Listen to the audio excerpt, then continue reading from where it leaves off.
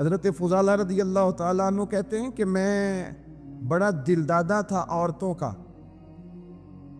اور میرا ماحول یہ تھا کہ میں قتل بھی کر لیتا تھا، معاذ اللہ چوری بھی کر لیتا تھا، اور رات میری طبیعت تھی معاذ اللہ نئی سے نئی عورت کے پاس جانا۔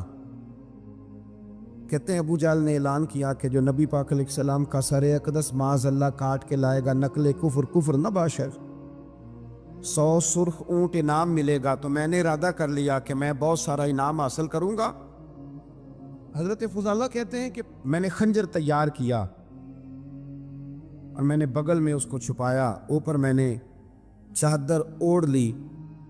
اب مجھے پتا تھا ظہر کی نماز کے بعد نبی پاک صلی اللہ علیہ وسلم طواف کعبہ کے لیے، بیت اللہ شریف کے طواف کے لیے جاتے ہیں۔ کہتے میں بھی اس طرف بڑھا، رستے میں وہ خاتون جس کے گھر میں نے رات آنا تھا، میں نے دروازے پہ دستک دی۔ میں نے کہا کہ تیار رہنا، آج میں بڑے پیسے لے کے آؤں گا۔ اسے میں نے یہ کہا اور پھر میں چلا گیا بیت اللہ شریف کا طواف کرنے۔ کہتے ہیں اللہ کے محبوب بھی طواف کر رہے تھے تو میں نے بھی طواف شروع کر دیا۔ ارادہ یہ تھا کہ جہاں نبی پاک علیہ السلام میرے قریب سے گزریں گے تو موقع پا کر میں حضور کے جسم اقدس پر خنجر کھوپ دوں گا اور معاذ اللہ شہید کر دوں گا۔ کہتے ہیں حضور ایک دفعہ بھی میرے پاس سے گزرے تو میں ہمت نہ کر سکا، دوسری دفعہ بھی پاس سے گزرے تو میں ہمت نہ کر سکا، تیسری دفعہ بھی گزرے تو میں ہمت، نبی کریم صلی اللہ علیہ وسلم 2-3 دفعہ گزرے تو فرماتے ہیں کہ مجھے موقع نہ ملا، اس لیے کہ حضور فرماتے ہیں اللہ نے روب کے ساتھ میری مدد فرمائی، دشمن پر میرا روب طاری ہو جاتا ہے۔ فرماتے ہیں جب چکر پورے ہو گئے تو محبوب کریم نہ چھٹے چکر پہ فرمانے لگے فضالہ چکر ایک رہ گیا ہے، بے خبر ہو جو غلاموں سے واقع کیا ہے، ایک پھیرا رہ گیا ہے۔ کہتے طواف مکمل ہو گیا تو محبوب میرے قریب آئے، فرمایا وہ کام کرتے کیوں نہیں جس کے لیے آئے تھے؟ میں نے عرض کی یا رسول اللہ کون سا کام، کیسا کام؟ اندر تو چور تھا نا، بانج فقیروں کسے نہیں ماریا، اے ہوئی چور اندر دا، اندر چور تھا نا۔ کہتے ہیں حضور نے مجھے کندھے سے پکڑ کے ہلایا، فرمایا کرتے کیوں نہیں؟ جب حضور نے ہلایا تو وہ خنجر بھی پیروں میں گرا اور میں بھی رسول اللہ کے پیروں میں گر گیا۔ میں نے کہا حضور مجھے کلمہ پڑھا دے۔ کہتے ہیں حضور نے پہلے میرے دل پہ دست مبارک پھیرا، پھر میرے نبی نے مجھے کلمہ پڑھا دیا۔ اب مرید ہونے والا کہتا ہے کہ جی آہستہ آہستہ میں ٹھیک ہو جاؤں گا۔ اب وہ آہستہ آہستہ کا کیا ترجمہ ہے یہ بالکل سمجھ نہیں آتی۔ بھائی کسی بندے سے 5 لاکھ روپیہ لینا ہے تو اس سے وہ کہتا ہے جی میں آہستہ آہستہ دوں گا، 500 روپیہ دے دیا کروں گا روز کا، تو کہتے ہیں میری رقم خراب ہوتی ہے، پورے دو۔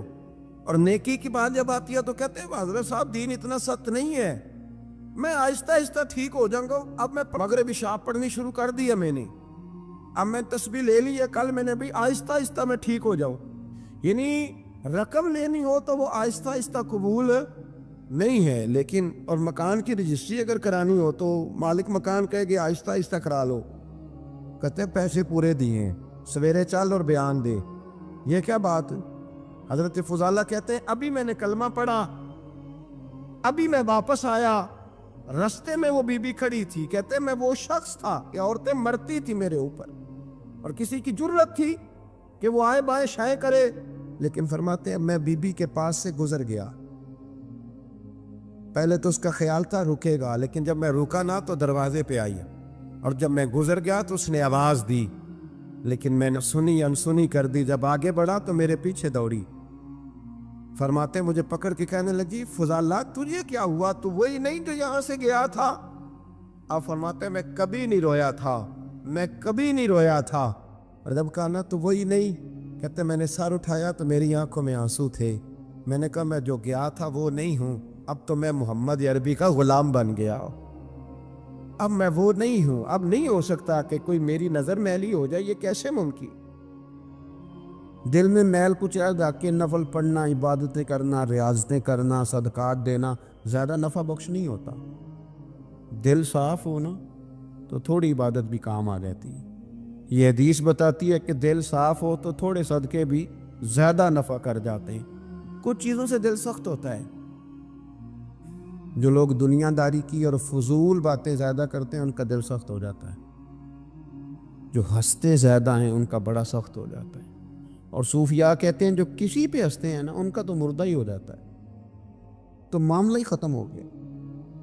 اور جو لوگ رزق حرام کی طرف بڑھتے ہیں ان کا دل بھی مردہ ہو جاتا ہے۔ اور اقبال کہتے ہیں جو مشینی زندگی گزارنے لگتے ہیں نا روحانی زندگی سے نکل جاتے ہیں۔ ہم آج کل مشینی زندگی پہ آ گئے، ہمارے پاس انٹرنیٹ ہے، موبائل ہے، آواز کے فاصلے اتنے کم ہوئے ہیں کہ دلوں کے فاصلے بڑھ گئے۔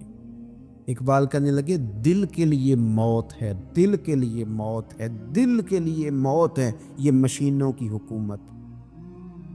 احساس مروت کو کچل دیتے ہیں یہ آلات، آلات پہ زندہ ہیں ہم۔ دل کے لیے موت، اور کسی کے گھر جانا، دروازے پہ دستک دینا، اور کبھی خط لکھنا تو سوچ سوچ کے، کبھی کاٹنا تو پھر لکھنا۔ لفظ یہ اس کے شایان شان نے یہ جملہ میں نے بدل دیا ہے، لیکن اب بے باکانہ گفتگو ہے، تو مجھے وائس کر دے میں تجھے وائس کر دوں گا، حال ہی کوئی نہیں۔ تو کیا کوئی سوچے گا، کیا کوئی لکھے گا، کیا کوئی اس میں خوبصورتی کے رنگ بھرے گا؟ سخت ہو جاتے ہیں دل جب آپ مشینوں کی زندگی میں زندہ رہتے ہیں۔ دل نرم کیسے ہوتے ہیں؟ میرے نبی پاک نے فرمایا یتیم کے سر پہ ہاتھ پھیر رب تیرا دل نرم کرے گا۔ اگر زنگ لگ جائے دل کو تو اللہ کا ذکر کر، قرآن پاک کی تلاوت کر، اللہ تیرے دل کو نرم کر دے گا۔ اور پھر فرمایا کہ اگر دل سخت ہو جائے تو موت کو یاد کر، تیرا دل نرم ہو جائے گا۔ اچھوں کی صحبت اختیار کریں تو دل نرم ہو جاتا ہے۔ قبروں کی زیارت کریں، جائیں کبھی اپنے شہر کے قبرستان میں، غور کریں کہ وہ چودھری صاحب لیٹے ہیں، یہ علامہ صاحب لیٹے ہیں، وہ فلاں بہت بڑے افسر لیٹے ہیں، وہ دیکھو وہ میرا عزیز لیٹا ہے۔ وہ ہارون رشید نے کہا حضرت داؤد تائی سے نصیحت کر دیں، تو فرمانے لگے باپ کدھر ہے تیرا؟ کہا حضور قبرستان میں، اماں قبرستان میں، دادا نانا بڑے بھائی سب قبرستان۔ فرمایا میں کیا نصیحت کروں؟ او پہیاں دس دیاں نہیں قبراں جنہاں تے پھول پے، ادھروں کوئی بھی نہیں آمدا، تے ادھروں لکھاں گئے، تے سہ جوڑ سنگت دے ڈٹھے، سہ جوڑ 100 سال کی دوستیاں، سہ سال سنگت دے ڈٹھے، او تکو آخر وتھاں پئیاں، اور جنہاں بعد جسی پل نہیں سنجیندے، ایک پل نہیں سنجیندے، پھر وہ شکلاں بھی یاد نہ رہی ہیں۔ سہ جوڑ کا یہ کوئی کم ہے دل کو نرم کرنے کے لیے؟ تیرے پاس موت کا تذکرہ، قبروں کی زیارت کو تھوڑی ہے؟ یہ چیزیں دل نرم کرتی ہیں، یاد نرم کرتی ہیں چیزیں دل۔ پتہ ہے سب سے بڑی بیماری کیا ہے بندے کی؟ خوفناک علامت کیا ہے دل کے بیمار ہونے کی؟ کہ کوئی بندہ بیماری میں ہے اور ادھر ایک بندہ اس کو دیکھ کے خوش ہو رہا ہے، کسی کو زوال آ گیا ہے، کاروبار ڈوب گیا ہے، اور یہ دیکھ کے خوش ہو رہا ہے۔ مر گیا ہے اس کا دل، مردہ ہے، اندر کوئی دل نہیں اب۔ یعنی ایک بندہ رسوا ہو گیا اور یہ خوش ہو رہا ہے، دیکھا میں نے نہیں کہا تھا۔ جب کوئی کسی کی رسوائی، کمزوری اور کسی کے زوال پر راضی ہونے لگے تو پھر سمجھ لے کہ اس کا حال اتنا برا ہو گیا ہے کہ اب یہ اخلاقی طور پر مردہ زندگی گزار۔ ہمارا اب یہ حال ہے کہ ہم لوگوں کے دکھوں پر ہنسنے لگے۔ ہم کسی کے ہاں کوئی شخص تکلیف میں آتا ہے تو ہم اس کو کہکہوں میں اڑاتے ہیں۔ یارو زندہ قومیں یہ کام نہیں کرتی، زندہ قومیں یہ کام نہیں کرتی۔ میرے نبی پاک صلی اللہ علیہ وسلم نے فتح کے موقع پر بھی گردن کو جھکا کے بتایا کہ جب رب عروج دے تو پھر اللہ کی بارگاہ میں جھک جایا کرو۔ کسی شخص کے پتہ ہے ایک حدیث سنو، یہ مسلم شریف میں موجود ہے، حضور نے فرمایا ایک بندہ گناہ کرتا تھا پھر اس نے توبہ کر لی، اگر کسی نے دوبارہ اسے وہ گناہ یاد کرایا کہ تو یوں ہوتا تھا، اگر کسی نے اسے دوبارہ گناہ یاد کرایا تو یاد کرانے والے کو اللہ سزا کے طور پر مرنے سے پہلے پہلے اس گناہ میں مبتلا کر دے گا۔ خفیہ تدبیر آئے گی اللہ۔ جس کو اللہ نے معاف کر دیا، زمین آسمان بھول گئے، فرشتوں کے دفتر سے اس کا گناہ محو کر دیا گیا، تو نے کیوں یاد رکھا؟ لیکن ہمارے دل اس طرح کے ہیں، خیر کی خبریں نہیں دیتے ہم خیر کی خبر نہیں دیتے، مثبت بات نہیں کرتے، ہمارے رویے دوسروں کے بارے میں سخت ہیں۔ یعنی بہو سے داماد سے اختلاف ہو گیا، پھر اس نے معافی مانگ لی، پھر ہم نے معاف کر دیا، پھر 1 سال کے بعد دوبارہ لڑائی ہوئی تو پچھلی بات دوبارہ یاد کرنی چاہیے تھی، اس کی تو معافی دے دی تھی آپ نے، لیکن آپ نے پھر یاد کر لی وہ بات۔ اس کا مطلب ہے آپ نے صلح کی تھی، دل صاف نہیں کیا تھا۔ دل جب آپ صاف کر لے تو پھر معاملہ ختم ہو گیا، پھر آپ پھر نکال پھینکے ساری چیزیں۔ مسند امام احمد بن حنبل میں حدیث ہے، حضرت انس بن مالک رضی اللہ تعالیٰ عنہ کہتے ہیں میں بھی بیٹھا تھا، حضرت عبداللہ ابن عمر رضی اللہ تعالیٰ عنہ بھی حضور کی بارگاہ میں بیٹھے تھے۔ نبی پاک صلی اللہ تعالیٰ علیہ وسلم نے فرمایا ابھی ایک شخص تمہارے پاس آنے والا ہے، تیاری کر لو، آنے والا جنتی ہے۔ کہتے ہیں ایک شخص اندر داخل ہوا تو سادہ سا بندہ، داڑھی سے پانی کے قطرے گر رہے، جوتے ہاتھ میں پکڑے، یہ بغل میں دبائے، وہ آ گیا، حضور سے بات چیت کی، چلا گیا۔ ہم بڑے خوش تھے کہ کمال نہیں ہو گیا، جس کو حضور نے دنیا میں جنت کی بشارت عطا کر دی۔ اگلے دن اس نے اتفاق، ہم اسی جگہ اسی حال میں بیٹھے تھے کہ پھر محبوب نے فرمایا بھی ایک بندہ آنے لگا، جنتی ہے۔ کہتے ہیں وہ بندہ آیا تو دیکھ کے حیران ہو گئے، یہ تو وہی کل والا ہی بندہ ہے، اسی طرح داڑھی سے پانی کے قطرے گر رہے ہیں، جوتے اس کی بغل میں آ کے بیٹھ گیا۔ تیسرے دن اللہ کی قدرت ہم وہیں بیٹھے تھے، پھر حضور نے فرمایا بندہ آنے لگا، زیارت کر لو، تیاری کر لو، بندہ جنتی ہے۔ وہی بندہ آیا جو پہلے 2 دن آیا تھا۔ حضرت عبداللہ ابن عمر کہتے ہیں کہ وہ حضور سے کوئی بات چیت کر کے جانے لگا تو میں اس کے پیچھے ہو گیا۔ میں نے اس کو جا کے سلام کے بعد کہا کہ یار میں تیرا مہمان بننا چاہتا ہوں، 3 راتوں کے لیے رکھ لو گے؟ اب محلہ بھی ایک، شہر بھی ایک۔ اس نے کہا جی ٹھیک ہے آ جائیں، جو میرے پاس روکھا سوکھا ہوگا پیش کر دوں گا۔ فرماتے ہیں 3 راتیں 3 دن میں اس کے پاس رہا، میں جاننا چاہتا تھا کہ کون سی ایسی عبادت کرتا ہے اس کی وجہ سے 3 دن حضور نے جنت کی بشارت اس کے لیے دی، اعلان فرمایا۔ کہتے ہیں میں نے کوئی غیر معمولی چیز نہیں اس کے اندر دیکھی، کوئی انوکھی عبادت نہیں دیکھی۔ عشاء پڑھتا، فجر تک سویا رہتا، میں تہجد کے وقت اٹھتا، نفل پڑھتا۔ 3 راتیں یہ ہوتا رہا۔ ہاں جب وہ کروٹیں بدلتا تو اللہ اکبر کہتا، باقی وہ سویا ہے، فجر میں اٹھا ہے، صدقہ بھی وہ خاص نہیں اس نے دیا، خیرات بھی میں اس سے زیادہ کرتا رہا، مجھے کوئی خاص چیز نظر نہیں آئی۔ تیسرے دن میں جانے لگا تو میں نے اسے کہا یار سن، مجھے کوئی ضرورت نہیں تھی تیرے گھر میں قیام کرنے کی، میرا گھر قریب ہی ہے۔ وہ تو کمال یہ ہے کہ نبی کریم علیہ السلام نے اپنی زبان فیض ترجمان سے، یعنی وہ زبان جس کو سب کن کی کنجی کہیں، اس کی نافذ حکومت پہ لاکھوں سلام، حضور نے 3 دن تجھے مسلسل جنتی کہا ہے۔ میں تو دیکھنے آیا تھا کہ تیرے اندر کوئی عمل ہو تو میں بھی وہ شروع کروں۔ تو وہ کہنے لگا یہی ہے جو آپ نے دیکھ لی ہے، فرض نماز ہی پڑھتا ہوں، روٹین کے کام ہی کرتا ہوں، کوئی خاص چیز تو میرے پاس کوئی نہیں۔ حضرت عبداللہ ابن عمر فرماتے ہیں میں نے تو سمجھا کہ میں تو اس سے زیادہ خیر کے کام کرتا ہوں۔ اب میں سوچتا ہوا وہاں سے نکلنے لگا کہ پھر کیا خاص بات ہے جو نبی پاک نے 3 دفعہ اسے جنتی کہا ہے۔ جب میں نکلنے لگا نا، دروازے پہ مڑنے لگا تو اس نے آواز دی، کہا یار سنو ایک بات یاد آئی ہے۔ میں نے کہا وہ کون سی؟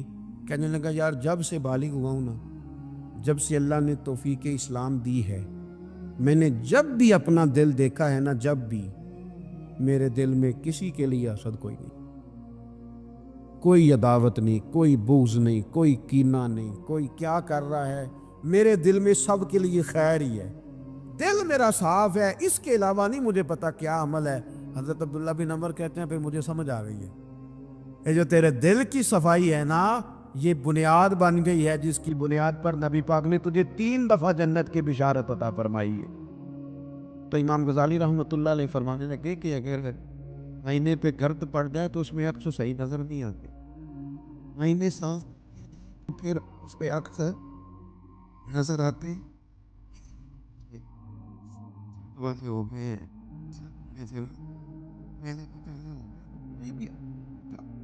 سختی طبیعتوں کی، مزاجوں کی سختی، دوسروں کے بارے میں ڈاٹے جذبات، ہمارے رویے ڈاٹے، ہماری طبیعتیں سخت۔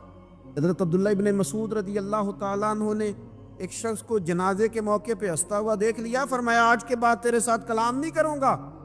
جس کا جنازہ دیکھ کے بھی دل نرم نہیں ہوا اور قبرستان دیکھ کے بھی دل نرم نہیں ہوا، وہ تو سخت دل بندہ، سخت دل بندے سے دوستی کبھی نہیں رکھوں گا، میں تو درد دل والوں سے پیار کروں گا، تیرے ساتھ میں کلام نہیں کرتا۔ تو کس طرح کا شخص ہے بھائی جسے یہاں آ کے بھی ہنسی آ رہی ہے، مذاق سوچ رہا ہے؟ تو دل کی نرمی میرے نبی پاک صلی اللہ علیہ وسلم نے نا دل پر، ہم نے نا کپڑوں پر بڑی محنت کی، ہم نے چہروں پر بڑی محنت کی، ہم نے اپنے ظاہر کو سنوارنے پر ہم نے اپنے حق میں بڑے بڑے لفظ یاد کیے، بڑی کہانیاں یاد کی، پر دل کے لیے محنت، اس پر محنت ہی نہیں کی۔ اعلیٰ حضرت فاضل بریلوی کتنے بڑے عالم ہیں، 1000 کتاب کے مصنف، اور ان کے فتاوی موجود ہیں کہ جس بندے کا تلفظ ٹھیک نہ ہو، یعنی جو ضروری قواعد ہیں وہ قرآن پاک کے جس کو نہ آتے ہوں، اس کے پیچھے نماز نہیں۔ جو ہا اور ہا میں فرق نہیں کر سکتا، حمزہ اور عین میں فرق نہیں کر سکتا، وہ الفاظ کا معنی بگاڑ دے گا۔ لیکن اعلیٰ حضرت چونکہ صوفی ہیں، درویش ہیں، علم کے ساتھ تو ایک اور رنگ بھی بیان کرتے ہیں۔ وہ کہتے ہیں یہ نہ ہو کہ صرف تو حروف کے ہیر پھیر میں لگا رہے، سغرے کبرے ٹھیک کرتا رہے، دارابا یادرب کے چکر میں پڑا رہے، اور دل پر تو توجہ ہی نہ دے۔ فاضل بریلوی رحمۃ اللہ علیہ فرمانے لگے کہ 2 علماء نے قرآن ایک درویش کے پیچھے نماز پڑھی تو مستحب جو قواعد تھے نا جن کے بغیر نماز، وہ ٹھیک نہیں تھے ذرا ان کے، تو وہ کہنے لگے دیکھا جی اتنے بڑے پیر صاحب ہیں اور ان کی تو قرات ہی ٹھیک نہیں، تلفظ ہی ٹھیک نہیں۔ حالانکہ لفظ تاثیر سے بنتے ہیں، تلفظ سے نہیں۔ لفظ تاثیر سے بنتے ہیں، تلفظ سے نہیں۔ اہل دل آج بھی ہیں اہل زبان سے آگے۔ انہوں نے کہا جی بابا جی کا تو تلفظ ہی ٹھیک نہیں۔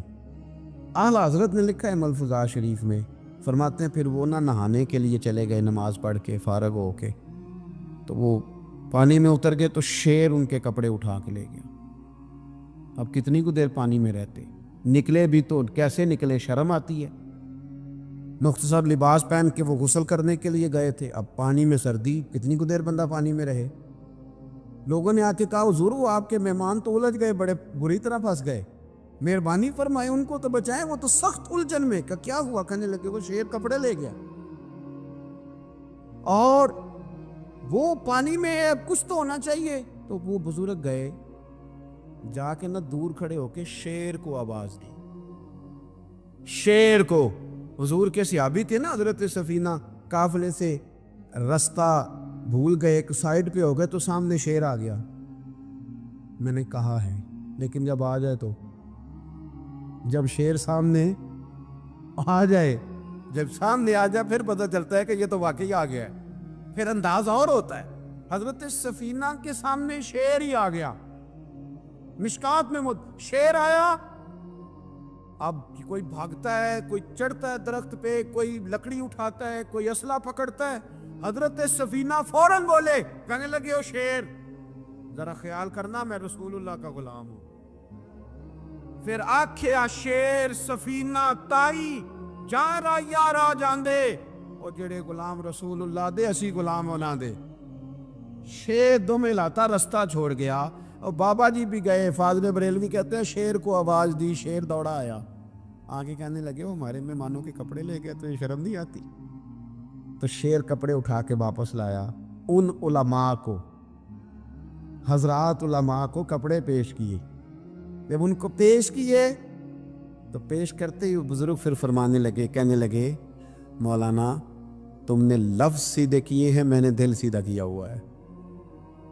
تم نے محنت کر کے لفظ ٹھیک کیے ہیں، لیکن میں نے دل ٹھیک کیا ہے۔ دل پاک ہوئے تے پاک ہی ملتا ہے، تے بنا پاکوں پاک نہیں ملتا۔ سارے جسم دے دھوون نالوں ایک ٹکڑا دھو لے دل دا۔ حضرت سلطان باؤ رحمت اللہ علیہ فرمانے لگے دل کالے نالوں منہ کالا چنگا، دل کالے نالوں منہ کالا چنگا، جے کوئی رمز پچھانے۔ اگر کسی کو بات کی سمجھ آئے، دل نہیں سیاہ ہونا چاہیے، منہ ہو بھی جائے تو کام چل جاتا ہے۔ تو اپنے دل کی صفائی پر دیکھے میرے نبی پاک علیہ وسلم نے ارشاد فرمایا کہ رب نہ تمہارے مال دیکھتا ہے نہ چہرے دیکھتا ہے، رب تو تمہارا دل دیکھتا ہے۔ اور امام غزالی حدیث لائے ہیں، حضرت عمر فاروق رضی اللہ تعالیٰ عنہ فرماتے ہیں کسی نے حضور صلی اللہ علیہ وسلم سے پوچھا کہ رب آسمانوں میں کہ زمینوں میں؟ جلوے تیری ذات کے کو وقوع ہیں، جدھر دیکھتا ہوں ادھر تو ہی تو ہے۔ اللہ زمینوں میں کہ آسمانوں میں؟ تو حضور فرمانے لگے رب تو بندہ مومن کے دل میں رہتا ہے، اللہ تو مومن کے دل میں ہے، مومن کے دل میں۔ کتنا بڑا ہے وہ دل جس میں رب ہے، رب کی یاد ہے، رب کی محبت ہے۔ اس لیے حضرت عمر فرمایا کرتے تھے میں نے دل کی آنکھوں سے اپنے مالک کی زیارت کی ہے۔ اور اقبال نے شاید اسی لیے مشورہ دیا تھا کہ دل بینا بھی کر خدا سے طلب، آنکھ کا نور دل کا نور نہیں، اللہ سے آنکھوں والا دل مانگ، اندھا نہ ہو جائے کئی طرح دل، دل بینا بھی کر خدا سے طلب، آنکھ کا نور دل کا نور نہیں۔